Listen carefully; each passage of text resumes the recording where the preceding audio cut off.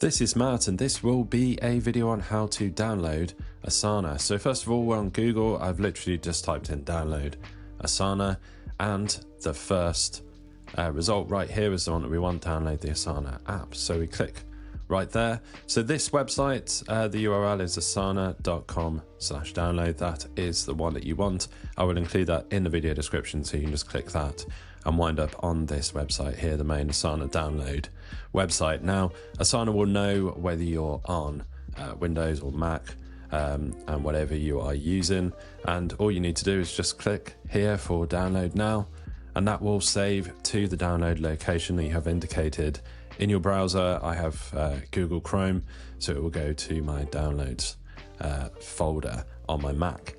So that was a short video on how to download Asana. Hopefully you found this video useful. If you have, drop this video a like and subscribe to the channel for more videos just like this.